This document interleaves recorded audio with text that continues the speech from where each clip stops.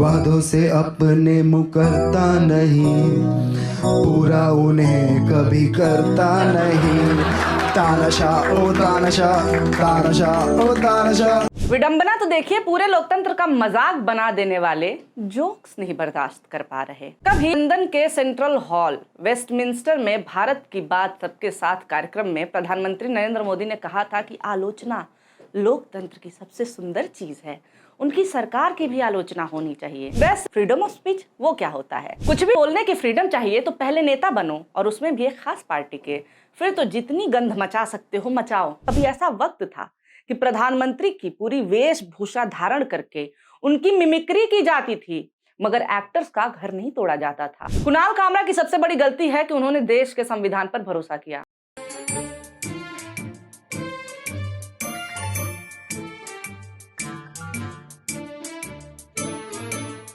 मेरा नाम है निवेदिता शांडिल्य और आप देख रहे हैं मॉलिटिक्स। तो कामरा ने एक पार्टी को गद्दार कहा, नहीं लिया। पार्टी के कार्यकर्ता मारधाड़ पे उतर आए। पार्टी के समझदार कार्यकर्ता समझ गए कि उनकी ही बात हो रही है, हमें ही बोल रहा है ये। भले ही नाम नहीं लिया, पर हमें पता नहीं है क्या कि गद्दार कौन है। कुणाल कामरा के नाम पर हो रहे पूरे विवाद का सार यही है। कुणाल कामरा ने महाराष्ट्र में दल बदल करने वाले एकनाथ शिंदे के लिए एक पैरोडी गीत अपने शो में सुनाया। पहले आप गाना सुनिए। थाने की रिक्शा, चेहरे पे दाढ़ी, आंखों में चश्मा, हाय एक झलक दिखलाए, कभी गुवाहाटी में छुप जाए। मेरी नजर से तुम देखो, गद्दार नजर वो आए। थाने की रिक्शा। बना तो देखिए, पूरे लोकतंत्र का मजाक बना देने वाले जोक्स नहीं बर्दाश्त कर पा रहे। फैक्ट की बात करें तो कुणाल कामरा ने एक भी लाइन गलत नहीं बोली है। उद्धव की शिवसेना को तोड़ने वाले कौन? शिंदे। अपने गुट के विधायकों को लेकर रिजॉर्ट में छुपने वाले कौन? शिंदे। दल बदल करने वाले कौन? शिंदे। तो कुणाल कामरा ने तो केवल न्यूज ही गाने के रूप में सुनाया है। हाय राम, ये न्यूज बताने के लिए कहीं हम पर भी एफआईआर ना हो जाए।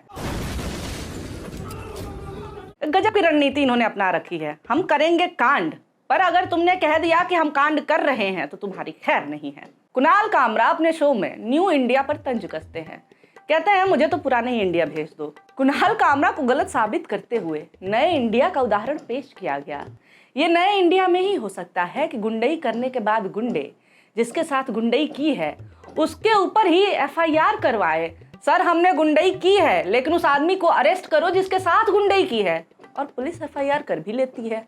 एक फोटो ये तोड़ फोड़ करते हुए, दूसरी फोटो उसी आदमी की एफआईआर कराते हुए हैं।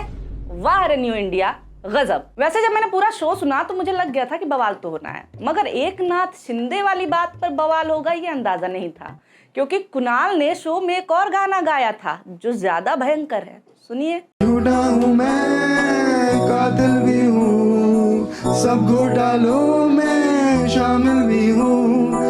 एमपी चुराना, वॉइसेस दबाना, एमपी चुराना, वॉइसेस दबाना, बस यही मेरा कसूर।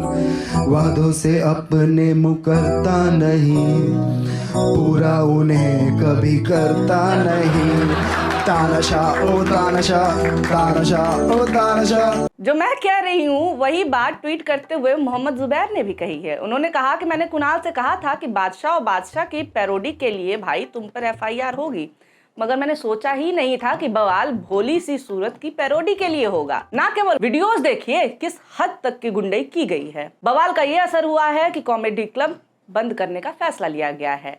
जिस कॉमेडी क्लब में तोड़फोड़ की गई है उसने एक बयान जारी करके कहा है कि हम फिलहाल इस क्लब को बंद कर रहे हैं, हमने सिर्फ आर्टिस्ट को परफॉर्मेंस की जगह दी है।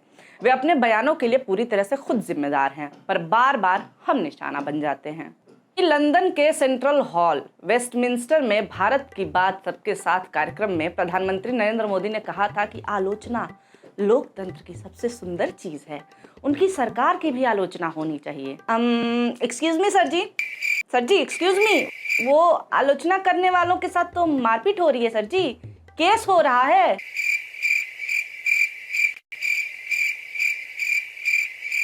ये गलती इन कॉमेडियंस की ही है। एक तो मजाक के नाम पर सच बोलने लगते हैं, पर एक मिनट, ये लेटेंट वाले क्यों लपेटे गए थे? उन्होंने ना तो कुछ पॉलिटिकल बोला था, ना ही किसी पर व्यंग किया था। क्या कहा? अच्छा, गंदा बोला था। फ्रीडम ऑफ स्पीच वो क्या होता है? ना हमें बोलने की फ्रीडम चाहिए तो पहले नेता बनो, और उसमें भी एक खास पार्टी के। फिर तो जितनी गंध मचा सकते हो मचाओ, ना हंगामा होगा, ना कार्रवाई होगी, उल्टे इनाम अलग से। फिर तो तुम शिवसेना के विधायक संजय गायकवाड़ की तरह खुल्लम खुल्ला बोल सकोगे कि कोई कांग्रेसी कुत्ता मेरे कार्यक्रम में घुसने की कोशिश करता है तो मैं उसे वहीं दफना दूंगा। भाजपा के नेता बन जाओ और शुवेंदु अधिकारी की तरह डंके की चोट पर धमकी दो कि पश्चिम बंगाल में बीजेपी के सत्ता में आने पर मुस्लिम विधायकों को बंगाल विधानसभा से बाहर कर दिया जाएगा। मजेदार बात तो देखिए, अपने शो में व्यंग करते हुए कुणाल कहते हैं कि मन में नाथू राम। अब इसमें क्या गलत बोला है बंदे ने? साध्वी प्रज्ञा सिंह ठाकुर का बयान याद है ना कि महात्मा गांधी के हत्यारे नाथूराम गोडसे देशभक्त थे और देशभक्त रहेंगे। अरे गंदा बोलना ही है तो भाजपा ज्वाइन करके बोलो। देखो ना योगी का ये बयान। हम लोगों ने तय कर रखा है कि अगर वो एक हिंदू बालिका को ले जाएंगे तो कम से कम 100 मुस्लिम बालिकाओं को हिंदू। यदि वे एक हिंदू लड़की लेंगे तो हम 100 मुस्लिम लड़कियां लेंगे। इससे गंदा कोई क्या बोल सकता है? मगर इस पे हंगामा नहीं हुआ। स्ट्रेटजी ही गलत है इन कॉमेडियंस की। व्यंग और गंदा बोलने में इन भाजपा और इसके समर्थकों का कोई मुकाबला कर ही नहीं सकता है। दल बदल करने वालों को दल बदलू बोलने पर इतना हंगामा, मगर बीजेपी विधायक सुरेंद्र सिंह के डांसर सपना चौधरी की तुलना पूर्व कांग्रेस अध्यक्ष सोनिया गांधी से करने पर किसी का ईमान नहीं जागा था। उन्होंने कहा था कि राहुल को सपना चौधरी से शादी कर लेनी चाहिए क्योंकि उन्हें खुशी होगी कि उनकी माँ और पत्नी दोनों एक ही पेशे से हैं। अरे बाकी सबका तो छोड़ ही दो, विधवाओं का मजाक उड़ाने पर गालियां नहीं मिलेंगी, तालियां मिलेंगी। एक बार भाजपा में आओ तो सही। ये कांग्रेस की कौन सी विधवा थी जिसके खाते में रुपया जाता था? मजाक वजाक एक जगह, देश आखिर हमारा इतना असहिष्णु कैसे हो गया है? सवाल तो है ही। आज बिना नाम लिए व्यंग पर इतना बवाल काटा जा रहा है। कभी ऐसा वक्त था कि प्रधानमंत्री की पूरी वेशभूषा धारण करके उनकी मिमिक्री की जाती थी, मगर एक्टर्स का घर नहीं तोड़ा जाता था, कॉमेडियंस के ऑफिस में बवाल नहीं काटा जाता था, क्योंकि तब मनमोहन की सरकार थी। आज लोकतंत्र की जननी और सबसे बड़ा लोकतंत्र केवल विदेशों में भाषणों के लिए ही बचा है। हकीकत कुछ और ही है। 1 जनवरी 2021 को इंदौर में परफॉर्म करने से पहले ही मुनव्वर फारूकी को गिरफ्तार कर लिया गया। उन पर पिछले शो में टिप्पणियों के जरिए धार्मिक भावनाओं को ठेस पहुंचाने का आरोप लगाया गया था। उस शो में परफॉर्म करने वाले 5 और लोगों को भी गिरफ्तार कर लिया गया। इंदौर के विधायक और पूर्व मेयर मालिनी गौड़ के बेटे एकलव्य गौड़ की शिकायत के बाद ये गिरफ्तारियां की गई थी। फारूकी ने इंदौर की जेल में 1 महीने से ज्यादा का समय बिताया था। इस मामले में नलिन यादव की भी गिरफ्तारी हुई थी, जिनके साथ बाद में मारपीट भी की गई। नलिन 57 दिन तक जेल में रहने के बाद जमानत पर रिहा हुए थे। 2024 में नलिन यादव ने बताया कि सत्तारूढ़ दल के साथ ज्ञात रूप से जुड़े कुछ लोग उन्हें और उनके छोटे भाई को पिछले 3 साल से लगातार परेशान कर रहे हैं।